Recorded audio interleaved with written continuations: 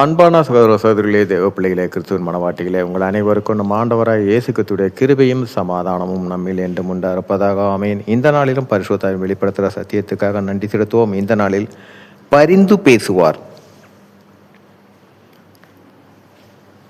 நம்ம அநேகர் நமக்கு போதிக்கிற வேலையெல்லாம் நமக்காக நம்ம ஆண்டவராய் இயேசு கிறிஸ்து பரலோகத்து பிதாவினிடத்தில் நமக்காக பரிந்து பேசுவார். எதை குறித்து பரிந்து பேசுவார்? நான் என்ன வேணா செய்யலாமா? நான் எதை செய்தாலும் எனக்காக என் ஆண்டவராய் இயேசு கிறிஸ்து பிதாவினிடத்தில் பரிந்து பேசுவாரா? நான் இயேசு கிறிஸ்துவை ஏற்றுக்கொண்டு உலக விருப்பத்தின்படி வாழ்ந்தா ஏற்றுக்கொள்வாரா? இதை குறித்து பரிந்து பேசுவார் என்றால் எதை பரிந்து பேசுவார்? எதற்காக நம்மளுடைய காரியத்துக்கு அவர் பரிந்து பேசுவார்? இங்கே 1 யோவான் 2ஆம் அதிகாரம் 1வது வசனம். இங்கு யோவான் சொல்லுகிறார், என் பிள்ளைகளை நீங்கள் பாவம் செய்யாதபடிக்கு இவைகளை உங்களுக்கு எழுதுகிறேன். ஒருவன் பாவம் செய்வானானால் நீதிபரராயிருக்கிற இயேசு கிறிஸ்து நமக்காக பிதாவினிடத்தில் பரிந்து பேசுகிறவராய் இருக்கிறார். இங்கே வார்த்தையில நீங்கள் பாவம் செய்யாதபடிக்கு, தெரிந்து பாவம் இன்னதென்று தெரிந்து நாம் செய்தால் அது பாவம்.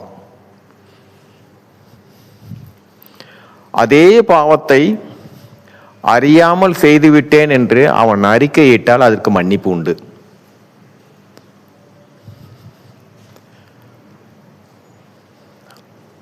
ஒருவன் பாவம் செய்வானானால், இப்ப இதே என்னுடைய இந்த பூமிக்குண்டான காரியமா, என்னுடைய காரியங்கள் அது பாவம் அல்ல என்று நான் செய்கிறேன், அது பாவம் இல்லை. என் மனசாட்சியின்படி நான் செய்கிறேன். ஆனால் பரலோக நீதி, பரலோகத்துடைய நீதி என்ன? இந்த சத்தியம், இந்த வேத சத்தியத்தின்படி தான் பாவம் பரிசுத்தம், இது ரெண்டையும் எதன் மூலியமாக தீர்மானிக்கின்றோம்? இந்த பரிசுத்த வேதாகம சத்தியத்திலிருந்து தான்.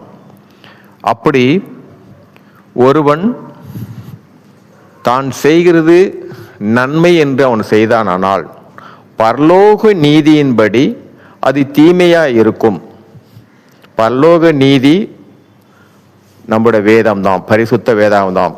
ஆனால் நாம் இந்த உலகத்துடைய நீதியின்படி நம் மனசாட்சிக்கு சந்தோஷமா இருக்கும், அதை செய்யும்போது பரலோக நீதியின்படி அது பாவமான செயலா இருக்கிறதுனால அந்த காரியத்திற்காகத்தான் நம் ஆண்டவராகிய இயேசு கிறிஸ்து பரிந்து பேசுவார்.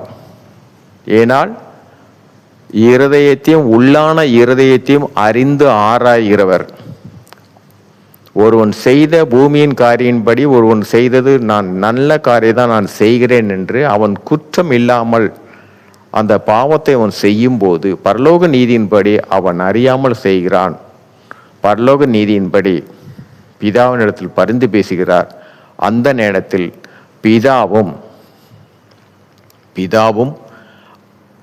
அதை மன்னிக்கிறார். அதே ரோமர் 4ஆம் அதிகாரம் 5ஆம் வசனத்தை சொல்றாரு, எதை செய்தாலும் ஒருவனுடைய விசுவாசம் என்னவென்றால், பாவியை நீதிமானாக்குறவிடத்தில்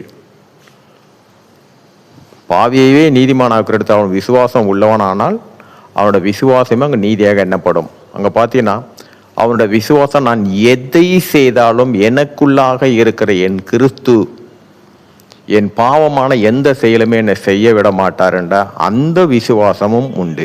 அப்படி விசுவாசித்தாலும் சரி, அங்கு பரலோகம் அதை நீதியாக தான் காண்கிறது.